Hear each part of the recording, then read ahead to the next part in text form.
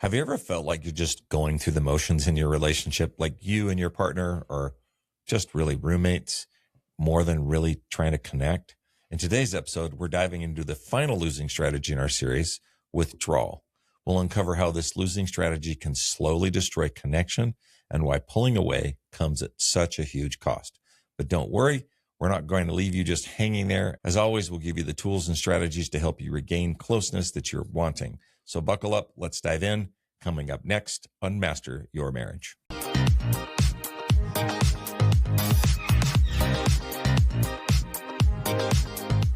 Welcome to another episode of Master Your Marriage. Today is our final episode in our 8-week series on losing relationship strategies. And as a reminder, all of these strategies are based on the work of Terry Real, Dr. Jennifer Finlinson Fife, and also Doctors John and Julie Gottman. But before we begin, I just want to give you a little learning tip as a suggestion that I find personally really helpful, because as you know, we always jam pack a lot of valuable information and a lot of tools into each episode, which is usually about 30 minutes or less. So if you hear something today that sort of strikes you, we suggest that maybe you hit the pause button and then explain out loud to yourself what it is that you just heard. So just repeat it out loud. This is actually a super powerful learning hack that helps you to internalize the information that you're learning so that you can recall it later. I love that. Okay, now on to talking about withdrawal. Like all of the other losing strategies, withdrawal can take many forms, and it shows up in various shapes and sizes, different flavors. But the main similarity between all the different types of withdrawal is simple. It's a way that we disinvest from the relationship. Usually we do it when we're not getting what we want, which is really what losing strategies are for, which is really counterintuitive when you think about it, because it really just assures us that we're never really going to get what we want. Mm-hmm. Whether we realize it or not, withdrawal is often just another way to try and control our partner. It is. And withdrawal, again, as Robert said, is disengaging or disinvesting from the marriage or relationship. So essentially, it is giving up.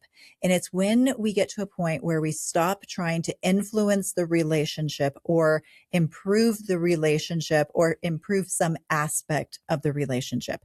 And, you know, when couples come to see us in coaching and they're on the brink of divorce, it's usually pretty simple to see which one of them doesn't want to be there. It's not hard to spot which partner is kind of just going through the motions to make it look like they've tried, but in reality, they don't. They don't want to try. They don't want the marriage anymore. They don't really want to work on making things better because they've withdrawn from the relationship.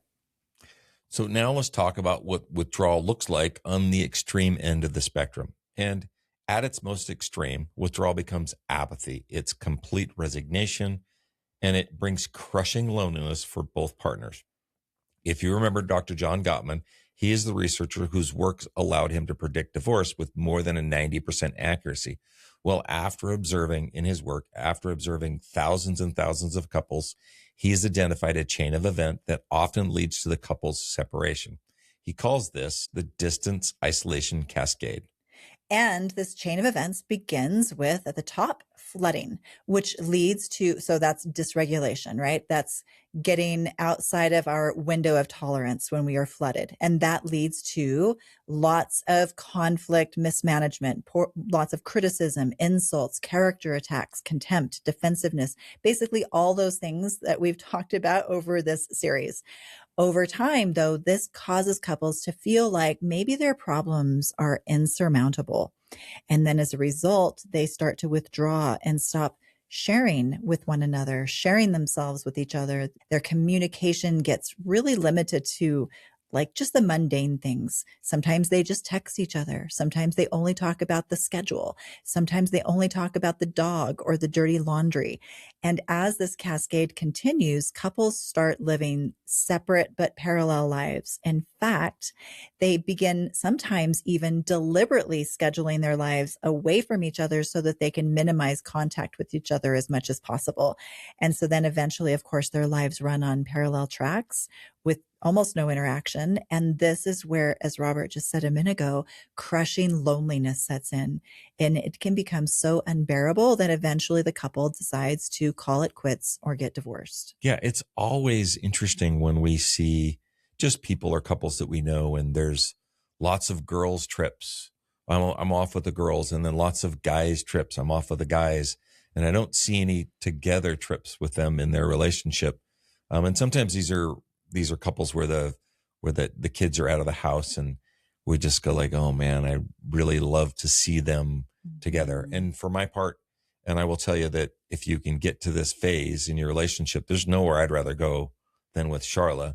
She's the one I want to go on vacation with. So, and that's not a judgment. It's really just more of a concern when I see. And that's those not things. to say trips with your friends is never a good thing. No, it's just that, if I'm using that and I'm withdrawing from my relationship and looking for ways to spend my time outside of my relationship, which we're going to talk more about today, you got to sometimes call that for what it is. It could be withdrawal. Yeah. So we've had many clients tell us, Jeff and I just started leading separate lives. He has his interests, I have mine. He has his friends, and I have mine. And eventually there just simply wasn't much to bind us together as a couple anymore. Mm-hmm. And many couples believe this is something that just happens to them. However, it is the direct result of all of the other losing strategies that we've covered. It's not by accident. It happens when couples fail to address the patterns that we've discussed throughout this series. When those patterns go unchecked for years, they lead to the greatest form of withdrawal, living separate but parallel lives. So sad. So you know what is interesting? I think most people think that the opposite of love is hate. But it's actually not. The opposite of love is apathy. So it's interesting because when someone is angry or critical of their partner, which is not great, or maybe they're trying to make their partner change, which we know is a losing strategy, or they're trying to make their partner suffer, which is another losing strategy of retaliation.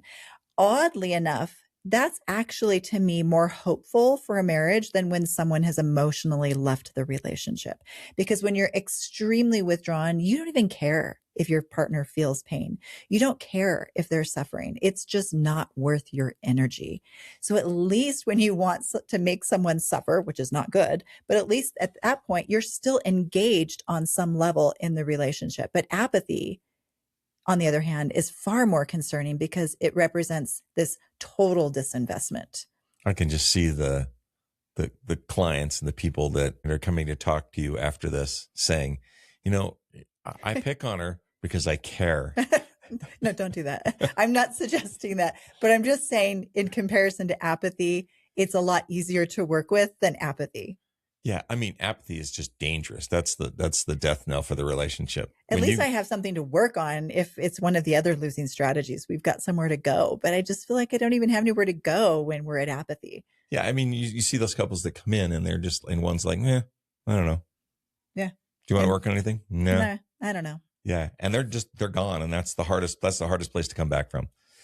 So this total disengagement is an extreme form of withdrawal, but there are also smaller, more subtle ways we disengage or disinvest from a relationship. And we want to help you spot these everyday forms of withdrawal so that you can stop them in their tracks before apathy sets in.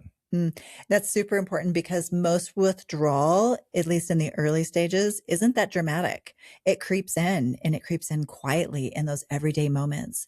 So we're going to go through a bunch. You might want to take some notes. We've got lots of different examples of kind of this spectrum of withdrawal. Okay. I'm buckling down. I'm ready. So one form of withdrawal might be just storming out or shutting down in the middle of a conflict. Withdrawal could also be a sharp decline in your frequency of lovemaking.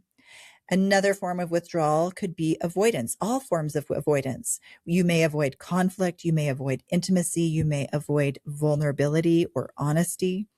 There's stonewalling, which of course is another classic form of withdrawal where we shut down completely during conflict, where our bodies are in the room, but nothing else is in the room. It's like talking to a stone wall. Yeah, and I would say that tends to be more of a guy thing than not, but it can happen on both sides. Yep. Some other ways you might withdraw in your relationship. Maybe you withdraw from sharing your feelings or your needs, or you might withdraw from all forms of affection and non-sexual touch, sort of like hugs, snuggling, or holding hands. Like, yeah, I just don't feel like it today. Mm-hmm. Another common form of withdrawal is sort of tiptoeing around your partner's volatility, thinking that either they're too fragile or maybe too explosive to handle certain issues. Sort of like, oh, I can't talk to them about that because They can't they'll handle it. not handle it well. Mm-hmm. Right. You can also withdraw from the entire relationship or maybe just parts of it. For example, you might withdraw from specific topics or conversations, like discussions about money. Maybe you don't feel comfortable there. Or maybe you're withdrawing from parenting conversations because you don't like those conversations, or you feel like those conversations get you nowhere. So why bother? Mm. And then there's other just kind of everyday versions of withdrawal. For example, one or both partners might just start using their phones a lot more. So they're just constantly staring at screens in the same room, but just on their screens. Yeah, that's just that buffers, right? Mm-hmm. They're gaming, or it could even be other things like bringing work home, because these things provide something else to do to provide this emotional buffer. Physically, of course, again, in the room, but not really there. There's also what we call a martyr mode, which is quietly doing all the right things on the outside, but emotionally checking out and letting resentment build on the inside. You'll also see partners where one becomes hyper invested. This was Robert and I for a while, and his tactic was early on in our marriage was to really get hyper invested in the kids, right? Their activities, Yeah. baseball. Did a lot of baseball coaching. I was on the field. Or you could get really invested in your work or in going to the gym or in some other hobbies or whatever things can look productive on the outside. But really, it's a way to, again, disinvest, which is starving the marriage on the inside. There's also a way where we can withdraw from future conversations, future oriented withdrawal. And that's where we avoid conversations about planning for our future, like vacations and retirement and home projects or our dreams long term. And what that's signaling is, you know what? I'm really not so sure I'm in this with you long term. Yeah. There's also passive disengagement after a conflict. So this is where maybe you're not storming out, of a fight, but you go silent for days or maybe weeks after a fight. Oh, yeah. You see any of yourself in any of those? Oh, I see myself in too many of those. Mm-hmm. Past history on that for sure. Yeah. Some other very subtle and sneaky ways that we can withdraw. And I think this one is interesting. Like, we can intellectually withdraw from our relationship. And you might ask what that means, but all the things that we talk about doing when we're in this relationship, like, hey, I saw this funny meme the other day, or here's this really cool thing that I wanted to share with you, or I love the way this song sounded. These things you would normally share with your partner, your best friend, because you're having these shared interests. But when you stop doing those, that is a way of withdrawal. Yeah. I mean, just today, you just shared with me an article that you just read a few minutes ago, and you're like, hey, I thought this was a really interesting article. Another way we can also withdraw from giving appreciation or admiration. That one just seems mean-hearted to me, but that if you think about it, and I know I'm stumbling here a bit, but if you think about it, if you love and appreciate your partner, you're going to usually tell them these things. Mm-hmm. And when you're mad, or even if you're becoming apathetic, it no longer matters. And so that's just another sign. And I think I did that one. I think that when we were struggling early on in our marriage, that was one of the ways I was withdrawing, because withdrawal wasn't necessarily my biggest tool in my toolbox to use as far as the losing strategies, but I would definitely withdraw from saying nice things to you, admiring you, appreciating you, and speaking those things to you. Yeah. And, whether we heard it or not, there was an antidote for this withdrawal that Sharla just built in there. Speak admiration to your partner. It will start to help. Here's one that's kind of sneaky and relevant after our last episode on straddling, and that is withdrawing from choosing at all. You stay physically in the marriage, but you're not fully of the marriage. You're there, but you're not really choosing into this marriage anymore. Your body's just there, but your heart and your mind are somewhere else. So all of these different patterns show that withdrawal is a spectrum, isn't it? It's a range from these subtle daily micro withdrawals to full parallel lives that we can live. And often some of these ways are so sneaky that we can deny that we're doing it even to ourselves. And we're right there with you. I think a couple weeks ago we shared on the podcast, I shared a story about how I was kind of disinvesting myself from our relationship because I was hurt about something and I kind of withdrew for about 48 hours, maybe a day and a half.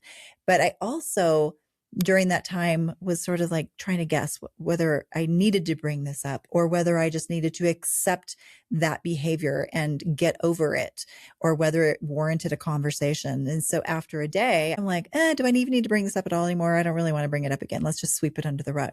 So even we sometimes have a temptation to fall back on some of these losing strategies, and it takes constant self-confrontation about what we're doing on a day-to-day, minute-to-minute basis.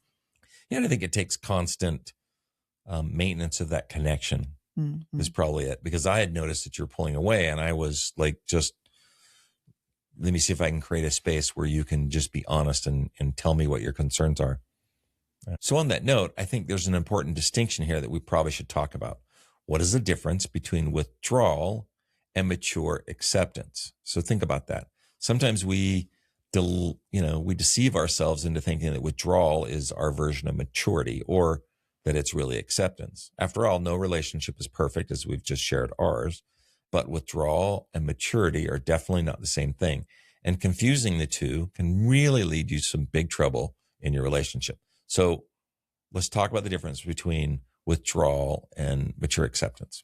Right. Because like I said, when I was having that moment a couple of weeks ago, I was questioning myself, is this just a me thing? Do I just need to accept this behavior? And oftentimes I think that we do withdraw and try to tell ourselves that it's for virtuous reasons. I'm just working on me. I'm just being the mature one, whatever it is. But the difference between real maturity and real acceptance does not come from your regressive mind. Maturity comes from your wise mind and you making a solid choice that your soul can back up. So, for example, there are situations in everyone's relationships where have to come to grips with something that somewhere their need is probably not going to be fully met in this relationship, or they're not going to get their way in this relationship. And Dr. Terry Real talks about this coming to this place of a reckoning. And he has this great question we've shared many times, which is you can ask yourself, are enough of my needs being met in this relationship to make grieving the loss of what I have to give up still worth it? I love that, grieving the loss. And so Dr. Terry Real shares a story about Phyllis and Doug in his book, The New Rules of Marriage. And we've shared this story before, but it's such a great illustration of what we're talking about that we're going to share it again. So like many women, actually 1 in 4, Phyllis had a history of sexual abuse starting at age 7.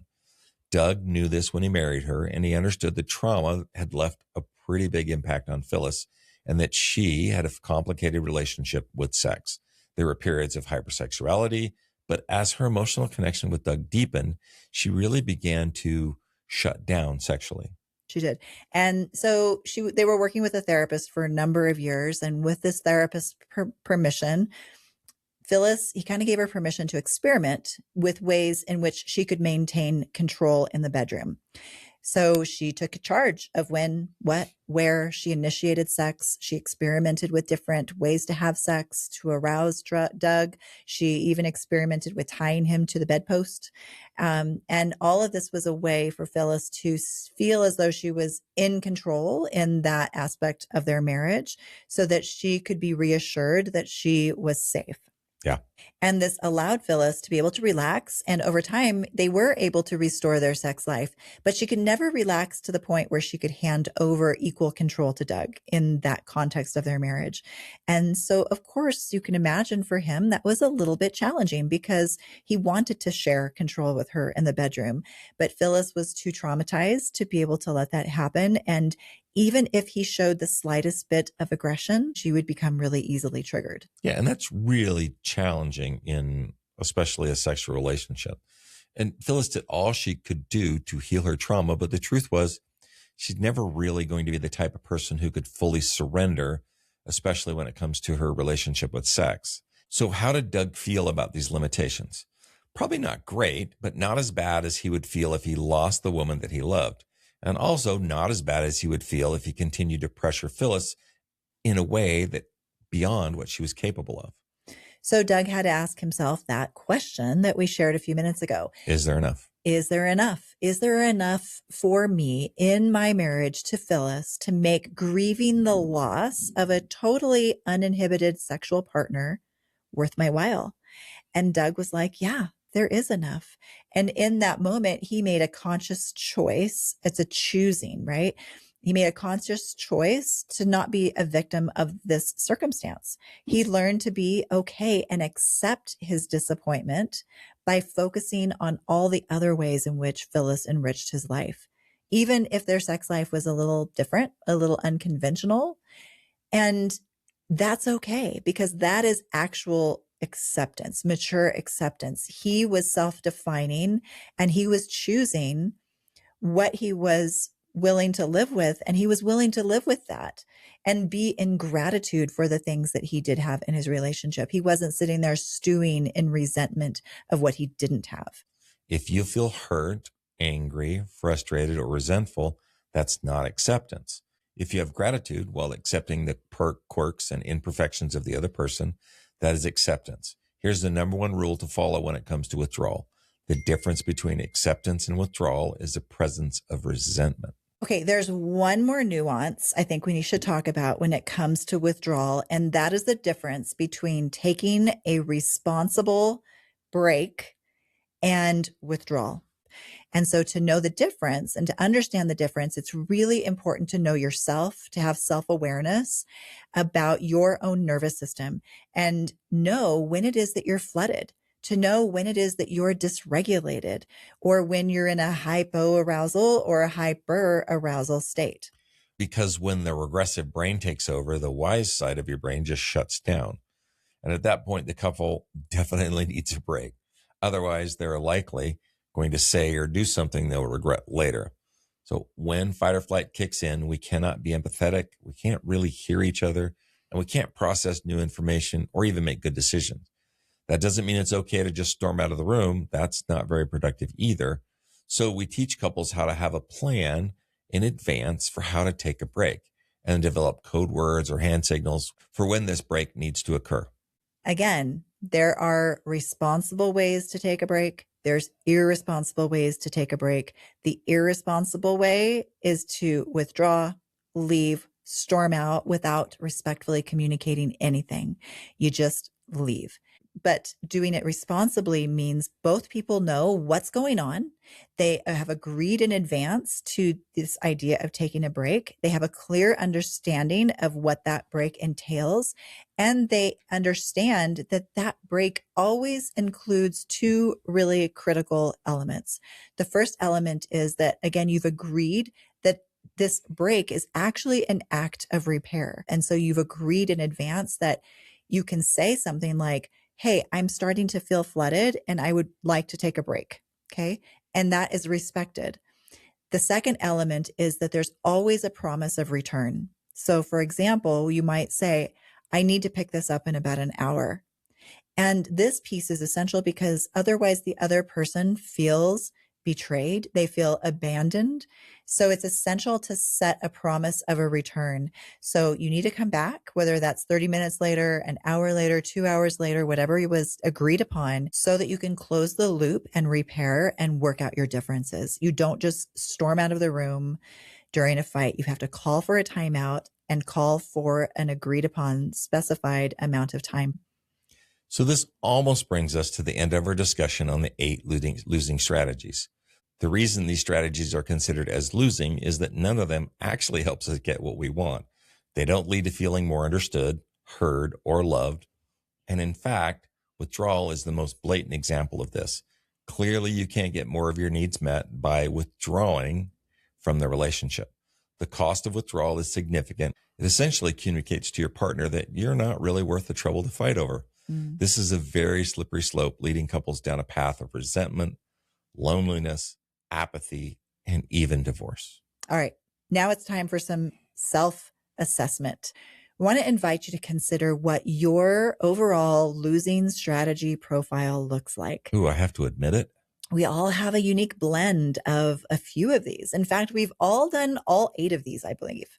I'm sure I've done all 8 of them many times, but we also tend to have 3 or 4 that are our favorite flavor, as Robert said. Yeah. Now, you don't need to necessarily be overly precise with this, but getting an idea of what your tendencies are when the heat rises, when the pressure goes up in your relationship, can actually become really helpful so that you can begin to interrupt that pattern. Because as Robert always says, when you know better, you can do better.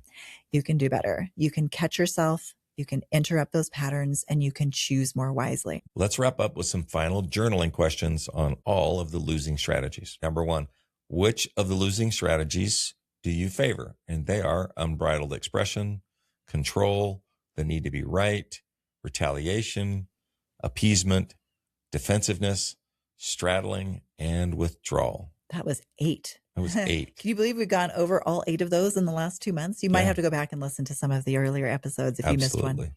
Question number 2, where did I learn these strategies? Did I see someone using some of these strategies growing up? If so, who? Yeah. Number 3, in your opinion, which strategies does your spouse use? And then the 4th question, and this one might take a little contemplation. How might your losing strategies be used by your spouse to justify their own losing strategies? My spouse was mean and sharp, so I'm going to withdraw. Or my spouse was trying to control me, or my spouse had unbridled self-expression, you name it. And I feel justified in doing so. I'm fine. I can. They did. Yeah. So might you even consider, after doing these journaling exercises, whether or not you're brave enough to share your insights about yourself? Notice I said you, not your spouse. Yeah. With your partner. So what you've learned about yourself, are you willing to share those things with the person that you love? Well, that's a wrap. Thank you so much for being here today and for sticking with us through this entire series. We are so grateful for all of you. We kindly ask, if you haven't yet, to please leave a comment and a 5-star review. It really helps us to make a greater impact and to help more couples. And if you know someone who this episode might help, would you consider sharing it with them? And of course, be kind to each other this week. Take care of each other. Remember, it's the small things done often that make the biggest impact. Until next time.